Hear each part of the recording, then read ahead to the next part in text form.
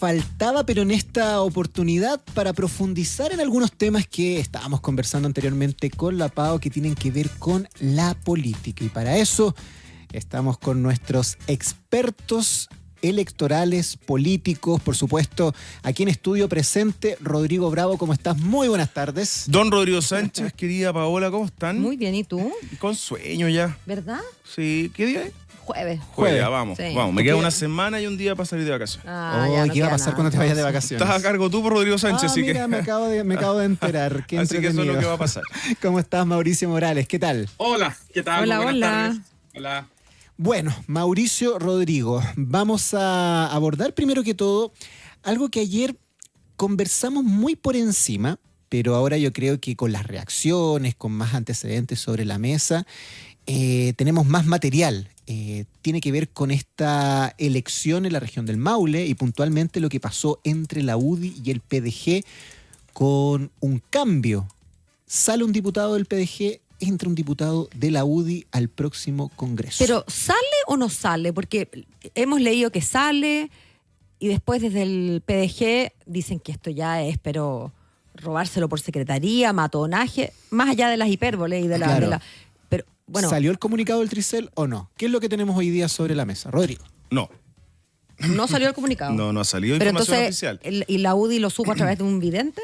A ver, yo lo que entiendo por lo que he podido conversar con la UDI es que ellos tienen la información del conteo de los votos, pero no se ha hecho pública, básicamente. Es como cuando uno se entera de un fallo, pero el Tribunal Constitucional todavía no lo publica, digamos. Pero uno tiene su fuente ahí que te cuenta, fue así tal caso, fue 5-1, fue 4-2, y tuvieron la información desde adentro. O sea que la UDI debió haber celebrado para Callao y esperar un par de semanas o la próxima semana que salga el comunicado Estaban oficial. tan contentos, fíjate, que querían celebrar el tiro. Yo conversé con algunos anoche. No, se entiende, pero bueno, sí, la verdad que si ya se enteraron. Sí, eso es lo que yo supe. Vamos a ver finalmente cuando el Tricel saque oficialmente esta información. Yo estaba leyendo las declaraciones de Arturo Lagos, que es el jefe administrativo del Tricel, y que él decía, como tratando de mantener la tensión dramática, aún no existe ningún resultado del reconteo de votos, y que esto se va a dictar la sentencia de proclamación probablemente la próxima semana. Y ahí vamos a enterarnos si son 30 votos o no. Claro, bueno, y primero si son 30 votos arriba, Felipe Donoso, ¿no? Que es el actual diputado, que habría sido reelecto según la buena noticia. Lo que no entiendo es por qué, está bien, el PDG y Guillermo Valdés tienen todo el derecho para estar ofuscados, tristes, frustrados, enojados, incluso choreados de que se haya filtrado, pero de ahí a decir matonaje, que solo quieren ganar por secretaría, como que la prudencia mandaría a decir como esperemos que se pronuncie el Tricel, pero Uno matonaje. podría decir, Pau, que se pasó un poco de pueblo la UDI al anuncio del antes, pero el PDG se pasó 4 pueblos. Sí. O sea, es un poco ir contra la institucionalidad también y el respeto que se le da en particular a las instituciones políticas que tienen que ver con elecciones en nuestro país. Pero ¿Es el PDG siendo PDG? es que ya el PDG no sé bien cómo va a ser este PDG, fíjate. Es verdad. Ahora, lo conversábamos ayer cuando contábamos esta noticia fresquita, que donde está la clave de todo esto es finalmente si el PDG son 13 o 14, si son la mayoría o son los votos clave o no son los votos clave. Por uno cambia la cosa. Claro que sí. ¿Mauricio? Sí. Solamente adicionar algunas cuestiones técnicas. En este distrito es el distrito 17, Sí. es el distrito que componen, entre otras, los municipios de Curicó, Talca, Molina, Constitución. Es un distrito que escoge 7 diputados, ¿sí? Eso es lo primero. Lo segundo es que, claro, si es que uno se remite a las cifras provisorias que entregó el CERVEL y que están disponibles en la página respectiva, el PDG ganó ese escaño según las cifras publicadas, no todavía con el recuento, por cierto, por 175 votos. Ya. ¿Por qué se produjo esto? El pacto Chile Grande y Unido, que es el pacto RN, Evópoli, Demócratas, UDI, sacó el 21,02% y el Partido de la Gente, que era un pacto partido, sacó el 10,53%. dado que estamos en un sistema electoral de representación proporcional, lo que necesitaba, para decirlo en simple, Sí. el Pacto Chile Grande y Unido era duplicar +1 al partido de la gente. Ujú. Si uno suma 10,53, que es lo que sacó el PDG, y lo multiplica por 2, es una cifra levemente superior al 21,02% que sacó el Pacto Chile Grande y Unido.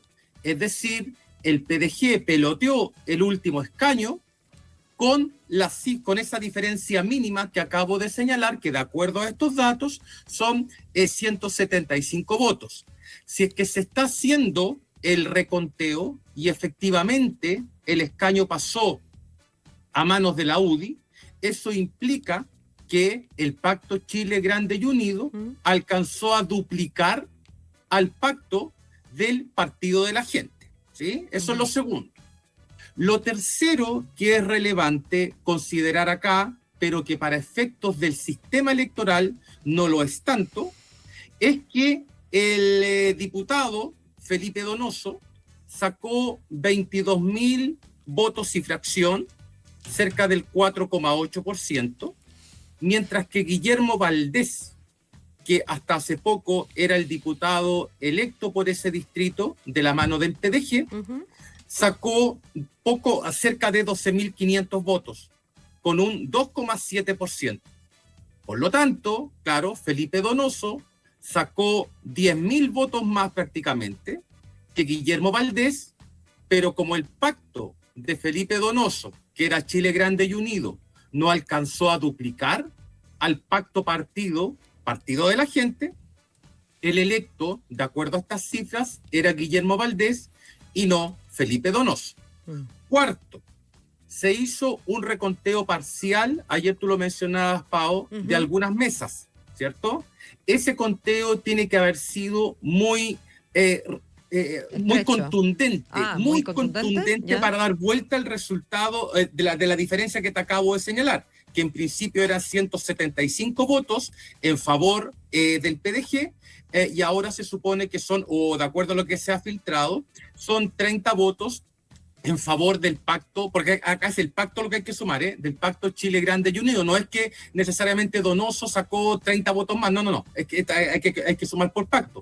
Y fíjense que son cifras tan ínfimas si es que tomamos en consideración que la votación total emitida en ese distrito fueron casi 569.000 votos y los válidamente emitidos casi 464.000 votos. O sea, la diferencia es inferior al 1% y por lo tanto ameritaba un conteo adicional, que fue lo que reclamó la UDI. Sí. Y por último, este distrito, yo diría que está tan presente la discusión sobre la democracia cristiana. La primera mayoría la obtuvo la democracia cristiana con una desafiante, que fue Priscila Castillo. Por desafiante me refiero a que no eran diputados incumbentes, diputados que buscaban la reelección. Sacó la primera mayoría, y la DC sacó también un segundo escaño, Javier Muñoz, exalcalde de Curicó. El Pacto Unidad por Chile completo sacó 3 cupos con Roberto Celedón de el Frente Amplio, y van a quedar, y a esto quería llegar, van a quedar 4-3 si es que el escaño efectivamente pasa a manos de la UDI, 4-3 en este distrito, lo que da vuelta al resultado de la elección del año 2021. Ahora, el sexto punto. ¿Cuántos son, Mauricio? No, son 6 nomás. Son 6 nomás. Ya. Con este redondeamos, ya, vamos. Jamás. Es que saben que quise ir de lo específico hasta lo general. A veces uno explica de lo general a lo específico, pero yo siempre, cuando le enseño a mis alumnos sobre el funcionamiento de los sistemas electorales, lo hago con casuística, con el fin de que ellos entiendan de qué se trata, y luego me voy hacia la explicación teórica y matemática de cómo funciona. Por eso lo quise aplicar esto mismo. A lo mejor no me funcionó muy bien, pero perfecto. Estamos en una clase, una cátedra de Mauricio Morales. A ver ese sexto. Ya. Vamos. El último punto es sobre las mayorías. Claro, en efecto, la derecha más la centro derecha llegaría a 77 escaños, pero ahí estamos sumando al Partido Nacional Libertario, y yo no tengo muy claro que el Partido Nacional Libertario vaya a sumar automáticamente los votos para esa centro derecha.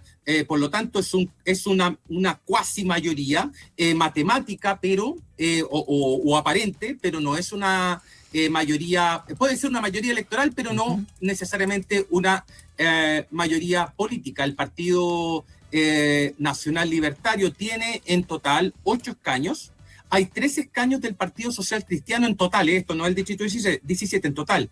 Yo no sé si el Partido Social Cristiano se va a reinscribir o si los diputados van a pasar a algunos de los otros 2 partidos presentes, el Partido Republicano o el Partido Nacional Libertario de ese mismo partido. Interesante lo que planteas, Mauricio. Tenemos una explicación ahí desde el punto de vista técnico, electoral, de cómo se van a distribuir las fuerzas políticas a partir del 11 de marzo. Proyectando este escenario, nos queda conocer el final de la historia, porque en el fondo tenemos que saber qué es lo que dice el Tricel y, por supuesto, a partir de eso, cuáles son las posibilidades que le quedan al PDG en caso de que esta información se confirme. Pero vamos a virar hacia otro tema ahora que también está sobre la mesa, porque estamos a pocos días de conocer la llamada segunda línea del gobierno de José Antonio Kast. No hay que mirarla en menos, porque las subsecretarías son muy importantes, son temas más sectoriales, por supuesto, y es la oportunidad para muchos, Rodrigo Bravo, de tratar de subsanar quizás los errores que se cometieron en la primera línea. El principal para muchos,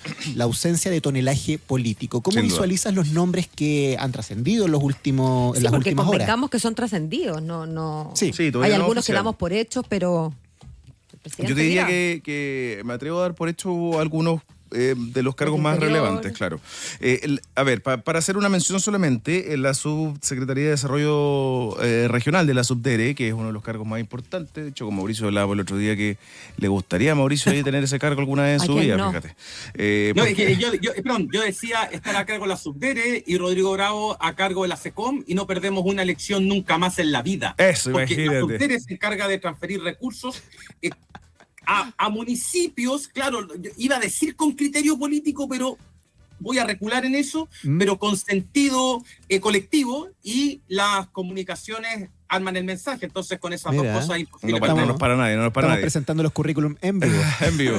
Entonces, la Subdere en manos de un republicano, que es lo que tanto se echó de menos, que no habían republicanos en el gabinete, solo 2, y no estaba la representación de las bases del partido, básicamente de gente que, si bien tiene su currículum al interior de republicanos como fundadores de esto, entra en este caso uno que es muy simbólico, que es Sebastián Figueroa en la Subdere, y de alguna manera deja contentos a un alma de republicanos que habían arrugado un poco la nariz al saber cuáles eran los nombres que estaban sobre la mesa. Y aquí un equipo que se empieza a conformar bien clave, que es el que va a tener la relación con el Parlamento, porque este gobierno ha planteado que el control o la negociación o la muñeca política, si bien va a estar en la SECPRES, como es habitualmente con José García Ruminot, quien va a tener más bien ese vínculo más directo, más en las sombras, como le gusta hacerlo Claudio Alvarado, el ministro del Interior, ya asumiendo de una manera más firme esta división que hubo entre seguridad e interior, que de alguna manera en un principio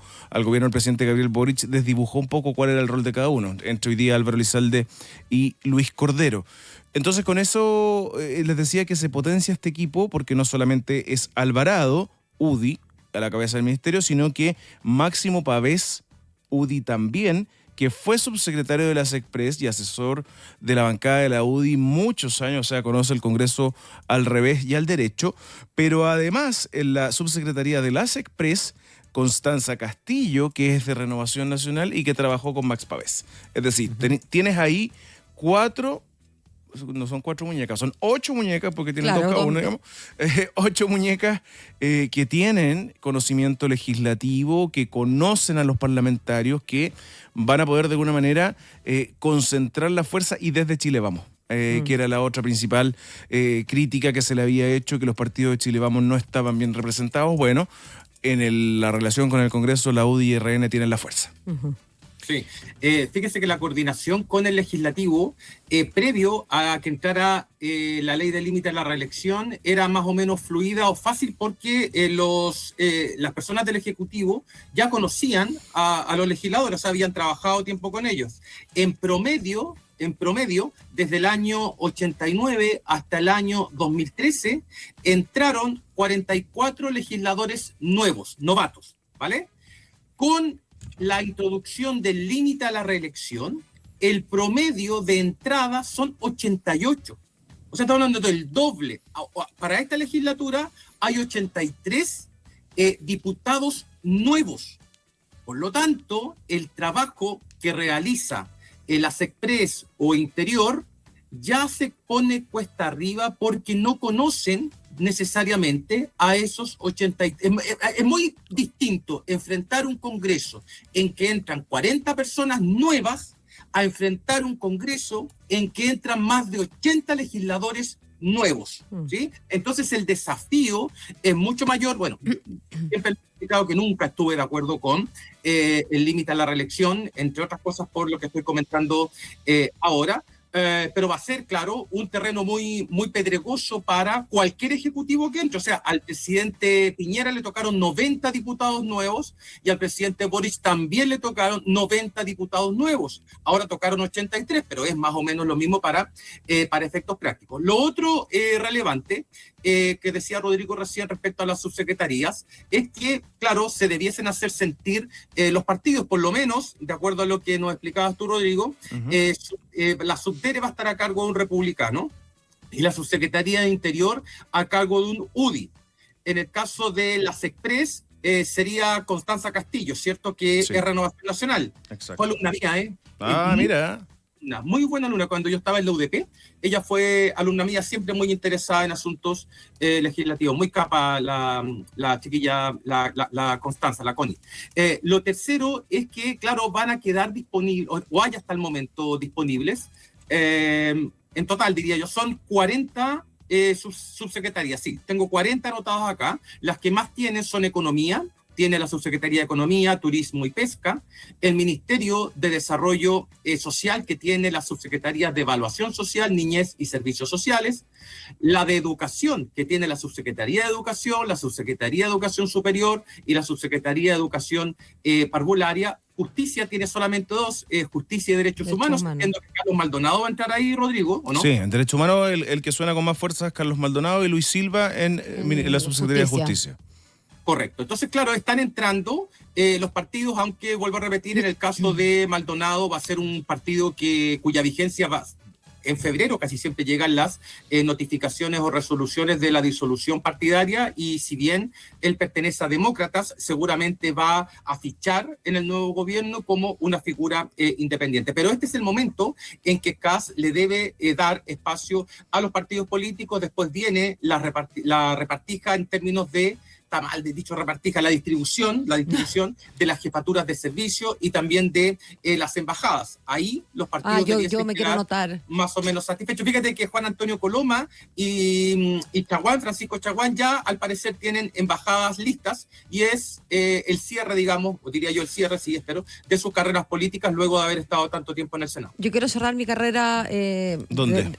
En la embajada de Grecia. ¿Te gustaría? Siempre me he imaginado que, el Mamma Mía que me mandaría con mis amigas.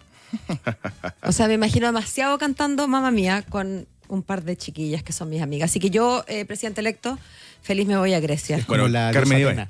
Carmen Ibáñez tuvo ese destino en su minuto en el gobierno del presidente Piñera. Toda la razón. Oye, ¿Y tú dónde te dirías? a mí, Groenlandia, ¿qué les parece? Este es el momento, dice. Qué lindo. ¿Tú, Rodri? Groenlandia. Yo me gustaría por aquí cerquita, fíjate. Así como Buenos Aires, como Sí, dice Buenos Saliasnik. Buenos Aires me parece que es un Oye, lugar pero es difícil. Es difícil, Sí. hay que meterle harta cabeza, harta Sí. política, harta comunicación. Es una de las Harto campo de embajadas hielo. más... Es un desafío. Sí, total. ¿Y tú, Mauri, más dónde te irías? importante. Montevideo.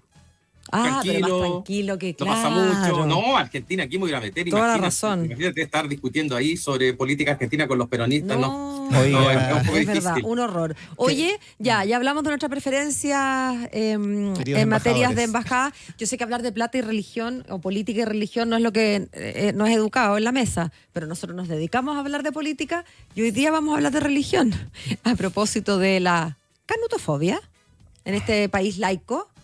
Laico, por cierto, con libertad de culto. ¿Hay canutofobia, chiquillos?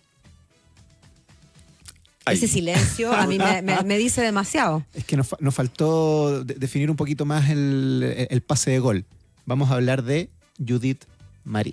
Claro, a propósito. Ministra de la Mujer del Partido Social Cristiano, que ha sido cuestionada en las últimas horas debido a sus posiciones más bien conservadoras y, por supuesto, al hecho de ser evangélica. Hoy día también conocimos un mensaje que se filtró, que conocimos en La Tercera, de parte de la actual ministra de la Mujer, Toti Orellana, que, si bien es cierto, no hace una defensa de la agenda de Judith Marín, sí plantea. Si una defensa de la agenda, asumiríamos que se pegó en la cabeza, porque ella son asegura contrarias políticamente. Que el traspaso va a ser un traspaso impecable y que es injusto que se critique anticipadamente a la próxima ministra de la Mujer, incluso haciendo una defensa del propio mundo frente amplista en ese sentido. Ella plantea, miren, ser evangélica. Ser laicos, claro, ser laicos no quiere decir ser ateos. O sea, en el mundo laico, en el mundo frente amplista puntualmente, hay personas evangélicas también, entonces hay que respetar todas las posiciones. ¿Cómo visualizas bien esta? La ministra Orellana en todo caso. Súper bien la ministra Orellana. Lo conversamos fuera de pauta, se puso el traje de Luis Cordero.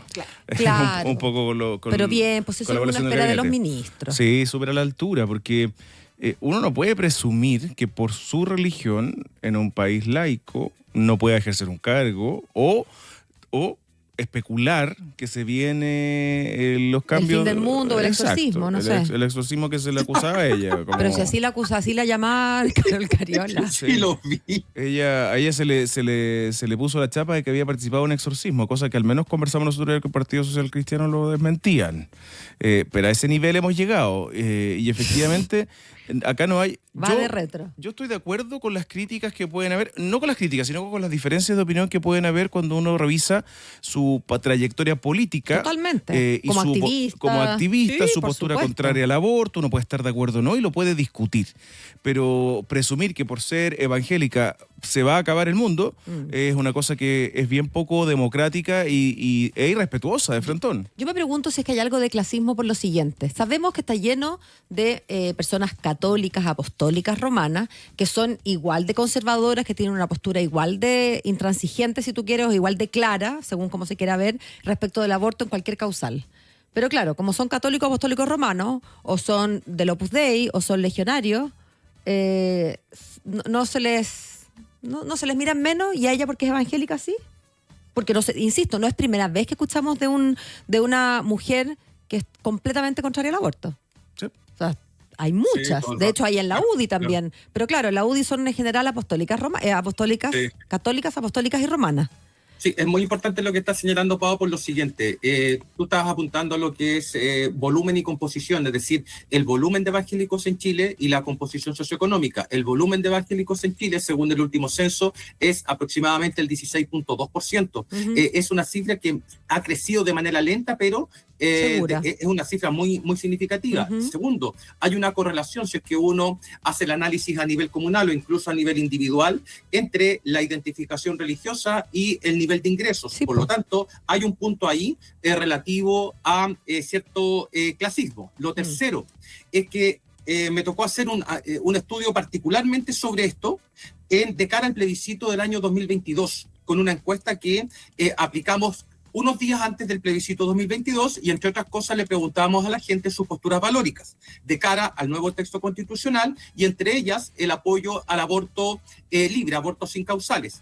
Y me encontré con la sorpresa de que, si bien los evangélicos rechazaban esa propuesta de manera mucho más masiva en comparación con el resto de las religiones, había un 25% de los evangélicos que incluía la muestra que sí estaban de acuerdo con este tipo de medidas. O sea, hay un grupo de evangélicos que puede ser minoritario, que sí tiene posturas más liberales. Y ahí está el punto. Los que tienen posturas más liberales suelen pertenecer a estratos socioeconómicos medios y medios altos, en comparación con los otros más conservadores que suelen pertenecer a estratos socioeconómicos más bajos. Y lo último es que, claro, cuando Kast hace esta nominación, es decir, nombra a una persona con un perfil conservador en el Ministerio de la Mujer y a una persona con un perfil liberal en cultura, significa que no le tiene ninguna, que no está en disposición de dar, el mensaje creo yo es que no está en disposición de dar y creo que lo dije, ninguna clase de batalla cultural.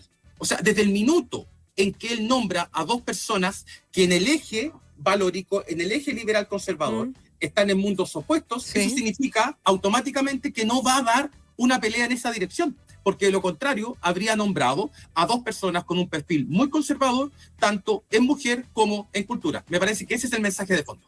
Clarísimo. Chile, igualmente, país de clasistas. ¿Sí o no? Oigan, bueno, se nos acabó el tiempo, jóvenes. Una así pena. que sí, pero siempre tendremos un mañana. Sí. Así que hasta Capaz entonces. que los venga a ver mañana, ¿no? ¿Viste? Que esté muy bien. Cordialmente invitado. Gracias, Mauricio. Hasta la Chau, próxima. chau. Chao, que esté muy bien. Chao. Chao, chao. Son las 6:00.